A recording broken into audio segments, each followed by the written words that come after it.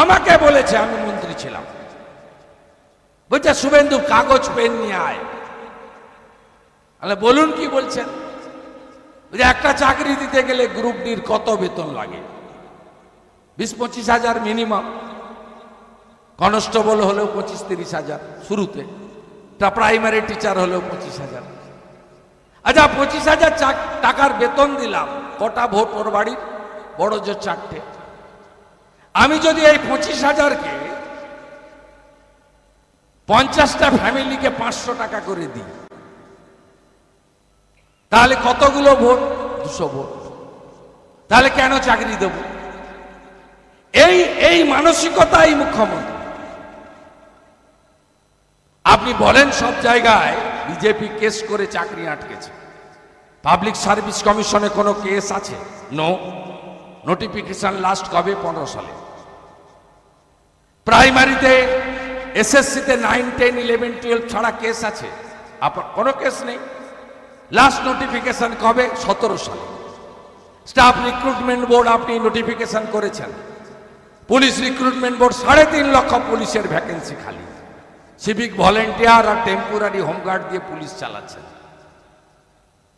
একটা নিয়োগ নেই আপনার আমলে। Cooperative service commission, municipal service commission সব বন্ধ।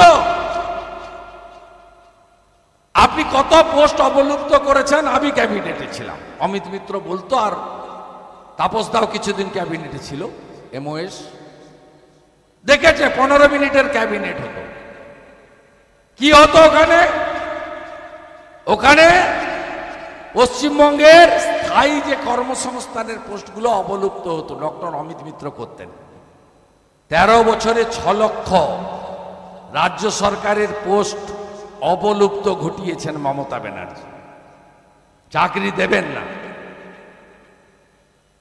তার বদলে কি পেয়েছেন আপনারা? 21,000 নতুন মদের দোকান ধরবো আমরা 4 তারিখের পরে। আমি তো সব ধরছি একটা একটা করে। আপনি জানেন beverage corporation of India, of Bengal, রাজ্য সরকারের একটি সংস্থা, পাবলিক সেক্টর আন্ডারটেকিং, পিএসইউ, 6,000 কোটি টাকা প্রফিট করেছিল, তাকে ক্লোজ করেছে। দিল্লিতে যে মদের স্ক্যাম হয়েছে, যার জন্য কেজরিওয়াল জেলে গেছে, সেম পশ্চিমবঙ্গে করেছে। 4টে ডিস্ট্রিবিউটারকে এনে দক্ষিণ ভারত থেকে পুরো মদের ইজারাটা দিয়ে দিয়েছে। ভাইপো মাসে 50 কোটি টাকা তোলে ওখান থেকে।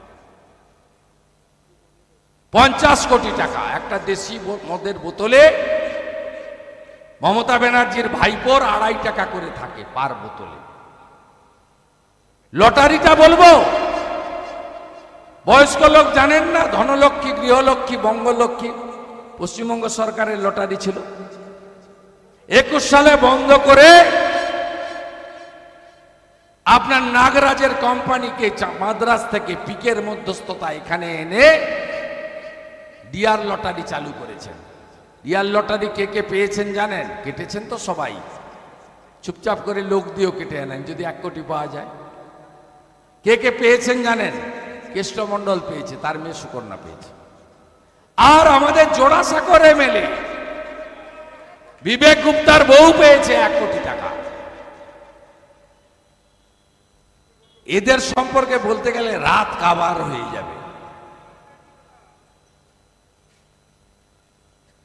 আমি চ্যালেঞ্জ নিয়ে নন্দীগ্রামে হারিয়ে দিয়েছি। 70টা লোক তাপসদা দেখেছে, বিধানসভায় থরথর করে কাঁপে 200 লোক নিয়ে।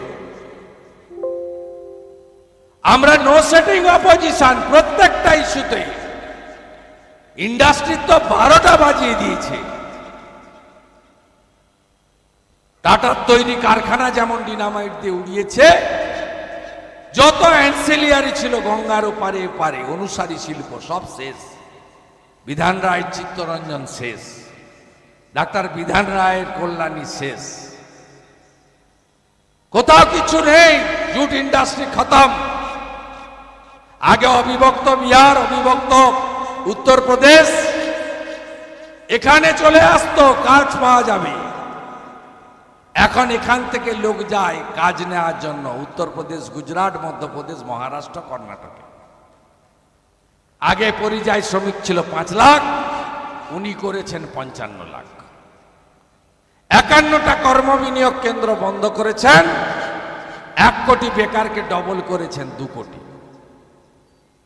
কি করেছেন ইনি মাননীয়া? 8,200 স্কুল বন্ধ করেছেন আর 21,000 নতুন মদের দোকানের লাইসেন্স দিয়েছেন। একটার পর একটা প্রজন্ম শেষ।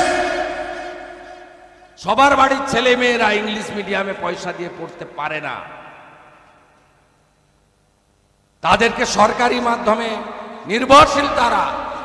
আপনি জানেন 23-এ রেজিস্ট্রেশন করার পরেও মাধ্যমিকের অ্যাডমিট নিতে যায়নি 4 লাখ, উচ্চ মাধ্যমিকে যায়নি 2 লাখ, এবারে 1.5 লক্ষ ফেল করে গেছে মাধ্যমিক পরীক্ষায়। কেন জানেন? এই রোদ উঠেছে ছুটি, এই বৃষ্টি পড়ছে ছুটি।